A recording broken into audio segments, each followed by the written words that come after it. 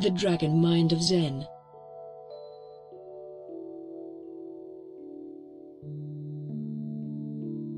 The Zen mind.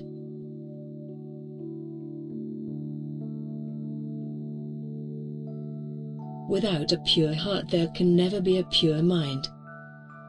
And without a pure mind there can never be an entrance into the permanent principle of all Buddhas. The mind of Zen is the candle that lights your way in darkness.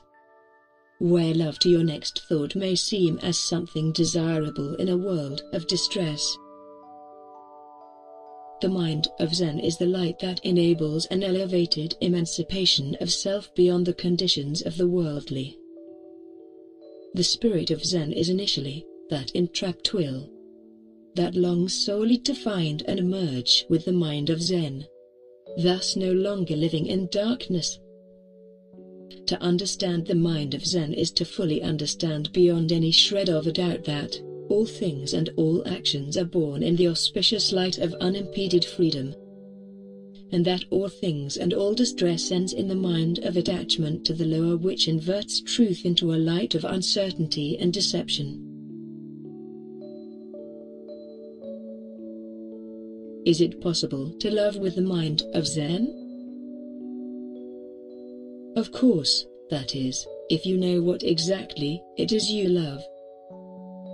On this point most today fall prey for what is revealed by perception rather than insight of the intriguing nature of what is the actual presence of spirit.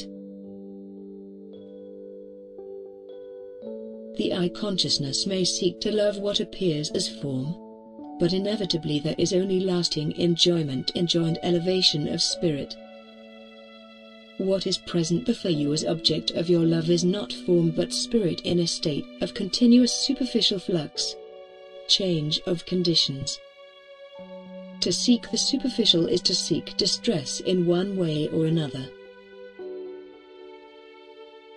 To seek pure spirit is to seek truth. The only thing that can validate the true face of spirit is the pure mind. The impure mind reveals only a body of lies, deceptions and desired delusions. Perfect freedom is that deathless power and light that creates a divine flow of effortlessness in the mind, as to help it avoid not becoming the worst version of itself but the best one. It brings life to the lifeless with every breath of the desired and in ways unknown to man.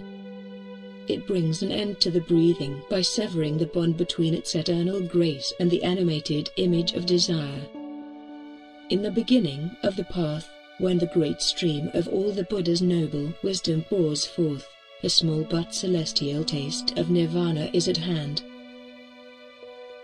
Thus a genuine taste of freedom can be said to be found solely in that pure and compassionate power which brings out the best of oneself even in the worst of times.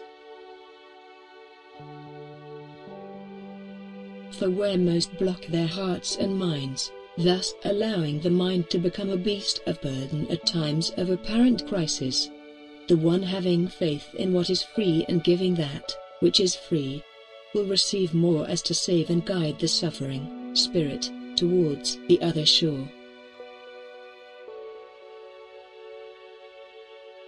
To find, to know and to use this power properly, is to know oneself as what one truly is. When this greatest of deeds takes place, one can be said to fulfill the mind of Zen. Beyond the impermanent and ever-changing torrents of birth, life,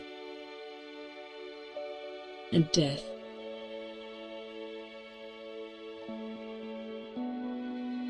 Regards, Tozen.